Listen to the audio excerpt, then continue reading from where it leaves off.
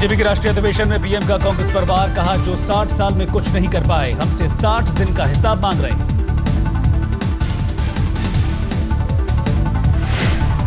साठ दिन में इतना तेजी से चीजें बदलना शुरू हो जाए, मैं हैरान हूं।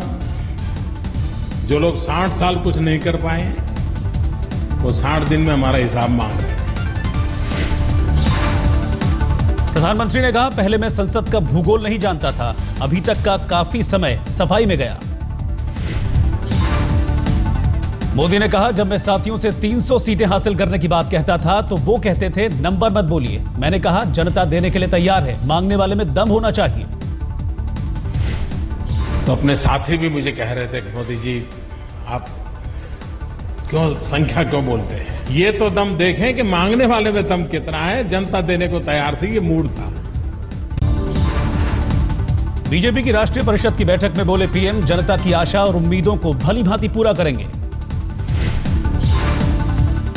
मोदी ने कहा जनता ने अपनी जिम्मेदारी निभाई, अब हमारी बारी। प्रधानमंत्री मोदी ने कहा घोषणा पत्र के मुद्दे पहले बजट में आना बड़ी बात। प्रधानमंत्री ने अपने भाषण में कहा भारत को लेकर दुनिया का नजरिया बदला है, दुनिया में भारत का डंका बजेगा। पूरे विश्व भर में एक बदलाव महसूस हो रहा है भारत के तरफ देखने का, भारत के साथ व्यवहार करने का। जनता का मैंडेट लेकर के बैठी हुई सरकार है और दुनिया के देशों पर इस बात का इंपैक्ट बहुत है। मोदी ने कहा हमारे लिए दल से बड़ा देश है, देश का हित हमारे लिए सुप्रीम। मोदी ने WTO को लेकर कांग्रेस पर निशाना साधा, कहा WTO किसानों के हक में नहीं। फूड सिक्योरिटी बिल के नाम पर वोट मांगते रहे, उन्होंने गरीब को फूड न मिले ऐसा निर्णय WTO में साइन कर दिया था। ये हैरानी की बात है।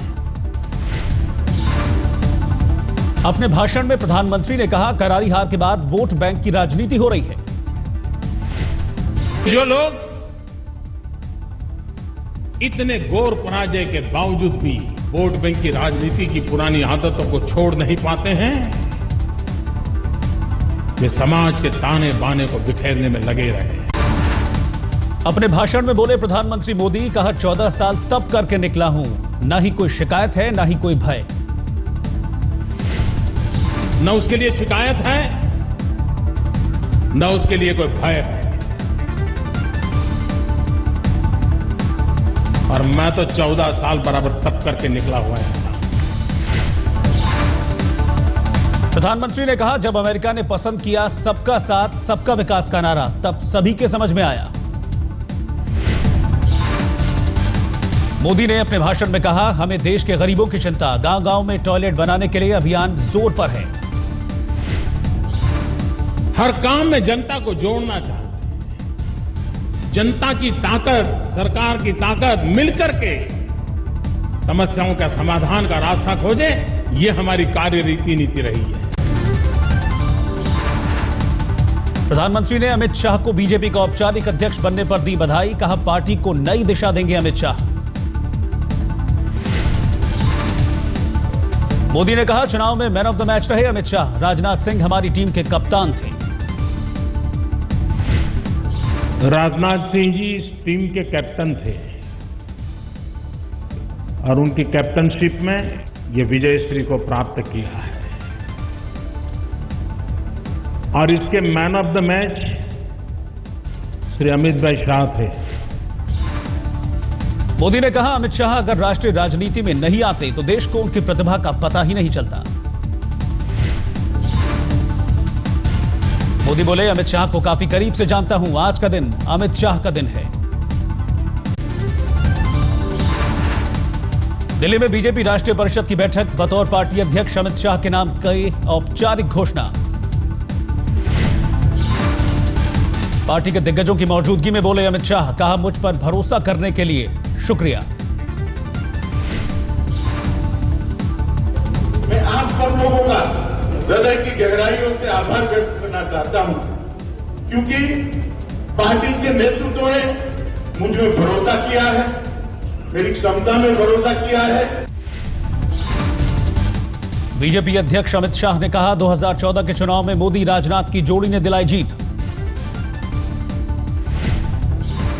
इन दोनों की इस जोड़ी ने कई पड़ाव पार करते हुए, कई चुनौतियों को लांघते हुए, अनेक चढ़ाव उतार देखते हुए 7-8 महीने का एक लंबा चुनावी अभियान पार कर भारतीय जनता पार्टी। अमित शाह ने अपने भाषण में कहा गुजरात मॉडल से देश में भरोसा जागा है। अमित शाह ने अपने भाषण में बीजेपी के प्रचार अभियान का भी जिक्र किया। कहा मोदी के नेतृत्व में देश में सबसे बड़ा जनसंपर्क अभियान चला। सब लोगों ने, समाज जीवन के कई लोग, कई संस्थाएं, कई नेता अपने आप भारतीय जनता पार्टी के अभियान के साथ जुड़े और मानो भारतीय जनता पार्टी के विजय का अभियान भारतीय जनता पार्टी का न रहते हुए समाज का एक अभियान बन गया और अंततोगत्वा पूरा समाज भारतीय जनता पार्टी के साथ जुड़ा। बीजेपी अध्यक्ष अमित शाह ने कांग्रेस पर बोला हमला। कहा 14 राज्यों में कांग्रेस का खाता भी नहीं खुला।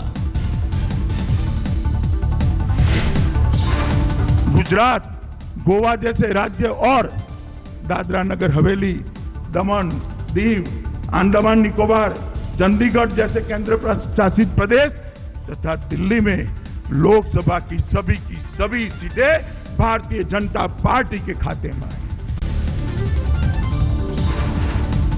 अध्यक्ष बनने पर अमित शाह ने पार्टी का धन्यवाद किया। कहा बीजेपी में छोटा कार्यकर्ता भी अध्यक्ष बन सकता है।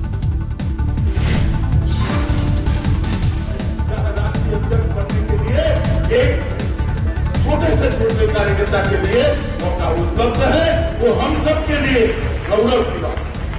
यह आपकी परंपरा नहीं है। पार्टी जब से बनी तब से।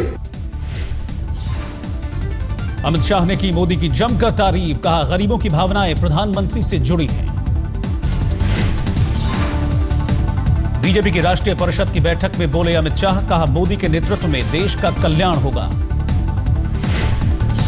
अपने विकास की भूख को संतोष कर सके ऐसा एक नेता चाहिए था और भारतीय जनता पार्टी ने वो काम कर दिया।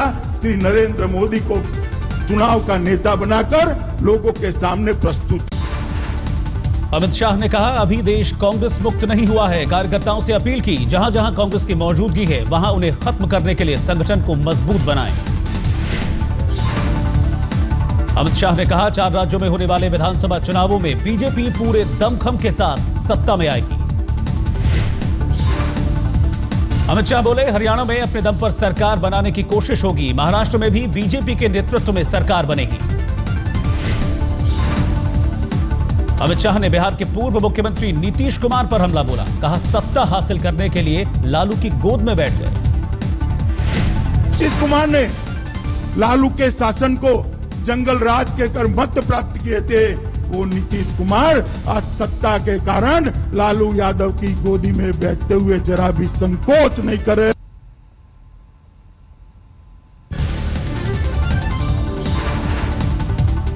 बीजेपी राष्ट्रीय परिषद की बैठक में बोले आडवाणी। कहा शानदार विजय पर कोई गर्व नहीं।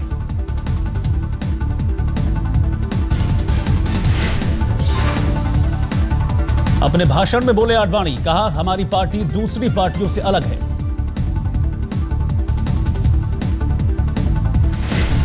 कि जितने नेशनल काउंसिल्स के सेशन हुए हैं या राष्ट्रीय अधिवेशन हुए हैं तो मुझे याद नहीं आता कि इतना उत्तम और इतना व्यवस्थित पहले कभी मैंने अधिवेशन देखा।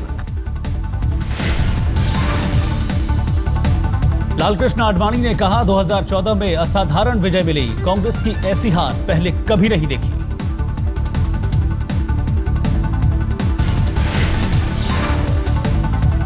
आडवाणी ने अधिवेशन की जमकर तारीफ की। कहा राष्ट्रीय परिषद की ऐसी भव्य बैठक नहीं देखी।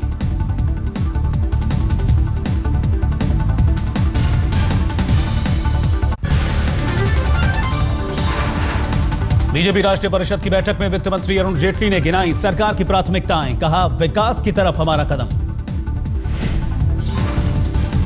अरुण जेटली ने कहा टैक्स में इतनी छूट पहले कभी नहीं। देश में निवेश का माहौल बना रहे हैं।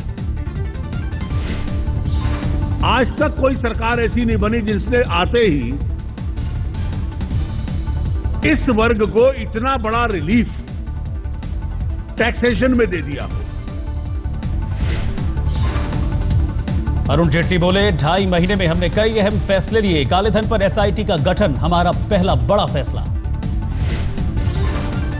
मोदी जी की सरकार की पहले मंत्रिपरिषद की बैठक में पहला निर्णय था सरकार बनने के 2 दिन बाद कि हम इस एसआईटी का गठन करते हैं। वित्त मंत्री अरुण जेटली ने अपने भाषण में कहा, हमने हर विभाग की जिम्मेदारी तय की है, हर मंत्री की जवाबदेही है। मंत्रियों की जवाबदेही भी है। एक एक विभाग का नियंत्रण और उसकी अकाउंटेबिलिटी, खूब चर्चा, ये एक माहौल पैदा हुआ है। अरुण जेटली ने कहा, कश्मीरी पंडितों के पुनर्वास पर सरकार का जोर, पड़ोसियों से भी रिश्ते बेहतर हो रहे हैं। जेटली ने कांग्रेस पर जमकर हमला बोला, कहा कांग्रेस की नीतियां देश पर बोझ बन चुकी थी। खेद केवल एक बात का है कि कांग्रेस पार्टी सत्ता में थी तो उसकी नीतियां इस देश पर बोझ बन चुकी थी। आज विपक्ष में रहकर भी वो वही भूमिका निभा। यूपी में सांप्रदायिक हिंसा के लिए राहुल ने बीजेपी को जिम्मेदार ठहराया, कहा वहां जानबूझकर सांप्रदायिक तनाव पैदा किया जा रहा है। राहुल ने कहा, गरीबों को बांटने की हो रही है सोची समझी साजिश, चुनाव फायदे के लिए ध्रुवीकरण की कोशिश। जो राहुल गांधी जी ने अभी वक्तव्य दिया है उसमें सीधा सीधा ये दिखता है कि समाजवादी पार्टी और कांग्रेस दोनों उत्तर प्रदेश में सांप्रदायिकता फैलाने के लिए दोनों ही जिम्मेदार